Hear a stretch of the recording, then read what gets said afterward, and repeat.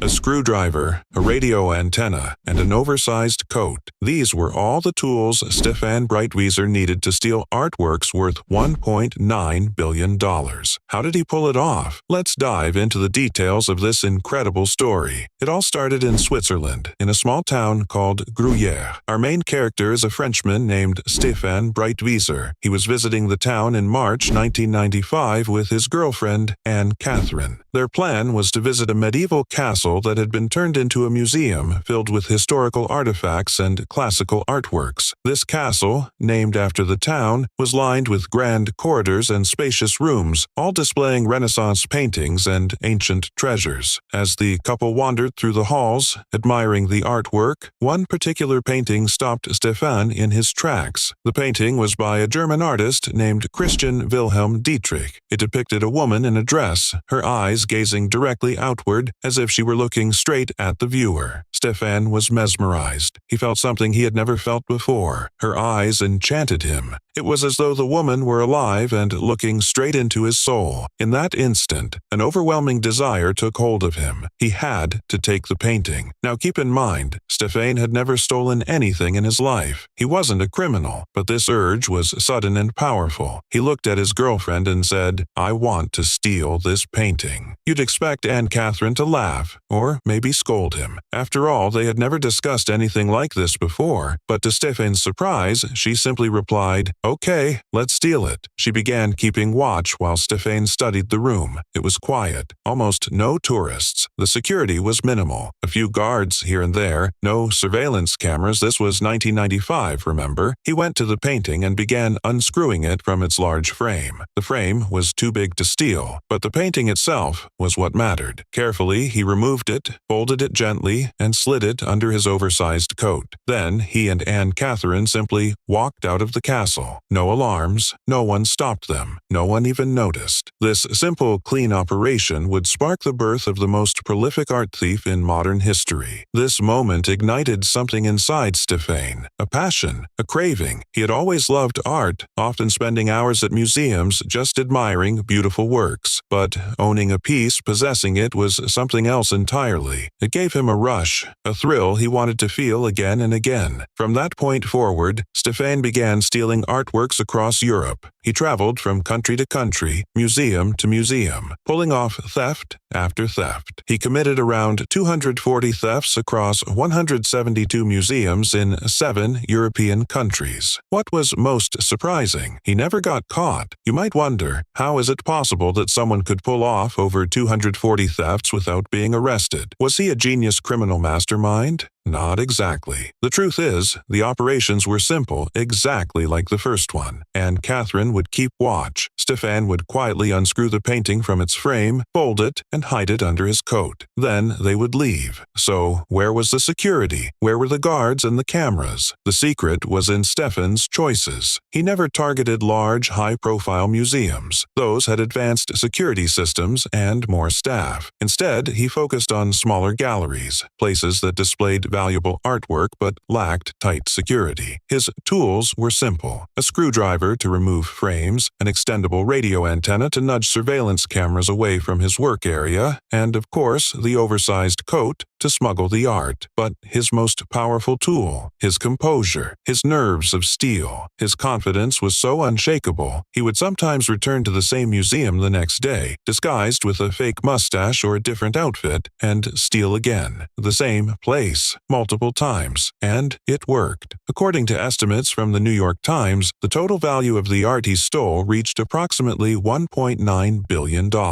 Despite all this, Stéphane never showed signs of wealth. He lived modestly. He worked as a waiter. Anne-Catherine worked as a nurse. They couldn't even afford their own apartment and lived in the attic of Stéphane's mother's house. She sometimes even gave them money to help with expenses. So why didn't he sell the paintings? Because he didn't steal for money. He stole because he loved the art. He valued it deeply. Remember the first painting, the woman with the enchanting eyes? That painting had bewitched him. From that moment on, he only stole what he genuinely admired. Imagine the scene. The walls of his small attic room, lined top to bottom with priceless masterpieces, art worth $1.9 billion hidden in plain sight, like parking a luxury car in a junkyard. And yet, it was his personal museum. Ironically, this obsession was what made him so hard to catch. Most art thieves get arrested when they try to sell stolen works, but Stéphane never sold anything. He had no black market trail, just a house full of beauty no one knew existed. This, right here, was Stéphane Breitwieser's genius and downfall. This was one of the key reasons why the police couldn't catch him. In reality, most art thieves get caught while trying to sell the stolen items. When such stolen pieces appear on the black market, the police can trace their origins and eventually reach the thieves and arrest them. This was one of the main factors that allowed Stéphane to evade capture despite committing hundreds of thefts. However, Stéphane's problem was his greed, not for money, but for art. He wanted to grow his private collection more and more. He was never satisfied. He moved from one operation to another without a clear end in sight or plan to stop. Naturally, with so many repeated thefts, something was bound to go wrong sooner or later. That moment came during another theft in Switzerland, specifically at a museum in Lausanne. In the year 1997, Stéphane and Anne-Catherine entered the museum, identified a painting as their next target, and began their usual process. Anne-Catherine kept watch over the hallways while Stéphane carefully removed the painting from its frame. Once he unscrewed it, he folded the canvas and hid it under his oversized coat. They confidently walked toward the exit, but as they were leaving, a security guard noticed something odd. It looked like Stéphane was trying to conceal something under his coat. Suspicious, the guard took a quick tour around the museum and noticed a missing painting. He immediately rushed after the couple who were already in their car. Before Stéphane could drive off, the guard blocked his path. Fortunately for the guard, a nearby police station meant many officers were already in the vicinity. Stéphane had no choice but to surrender without resistance. He was detained at the police station, awaiting trial the next day. The trial was small and simple. The crime wasn't considered serious, and the painting he stole wasn't of high value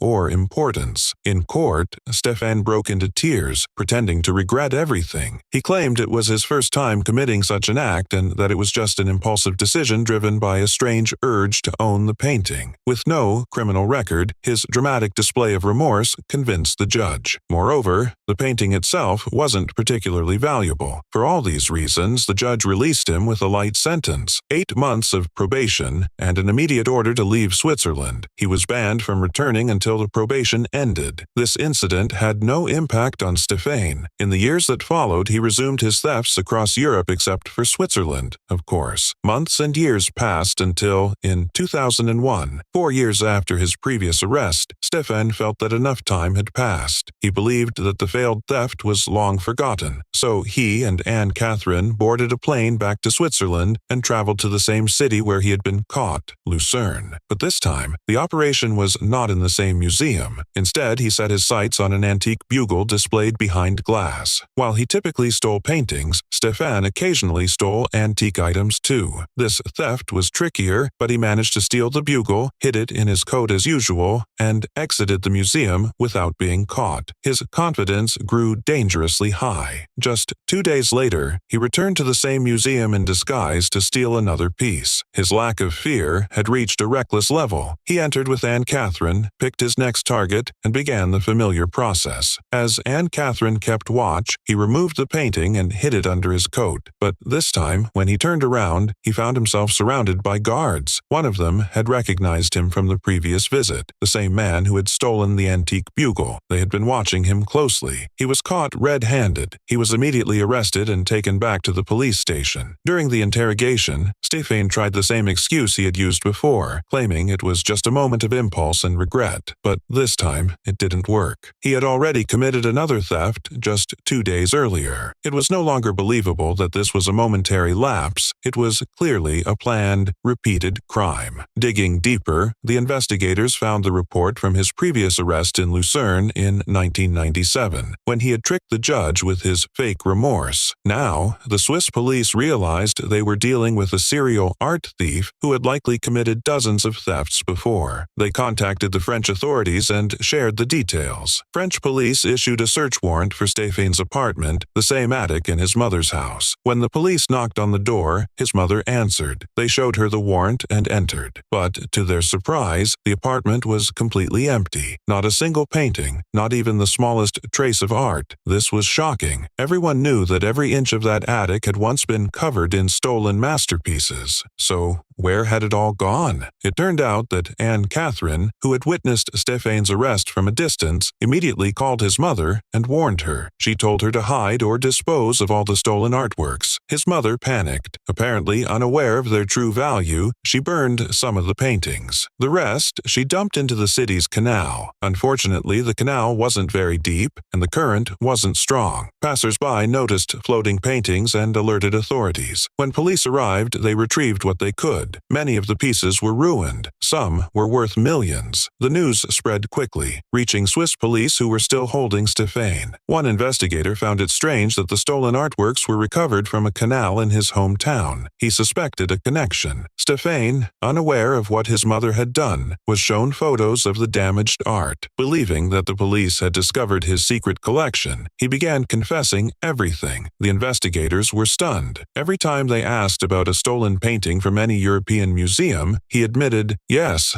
I took that." They could hardly believe that one man had committed so many thefts, over 170 museums across multiple countries. Following his confession, Stéphane was sentenced to 3 years in prison but served only 2. It's unclear how he received such a light sentence, considering the massive value of the stolen art. He wasn't the only one punished. Anne-Catherine was sentenced to 6 months in jail. His mother received a 1.5-year sentence for destroying priceless works. Before Stéphane was released, Anne-Catherine left him. She said she wouldn't wait and didn't want to continue life with him. His mother cut off contact too. Stéphane was too ashamed to even reach out. He lived miserably after his release, lonely, poor, and depressed. He tried to write a book about his life called Confessions of an Art Thief, hoping to make some money. But the book flopped and failed commercially. Feeling like every door had closed, he returned once more to art theft. But this time, it wasn't for the love of art, it was for money. As mentioned before, most art thieves get caught when they try to sell stolen goods. That's exactly what happened in 2011. He was caught attempting to sell one of the paintings. A search of his home revealed more than 30 stolen artworks. He was arrested again and received another 3-year sentence. After his release,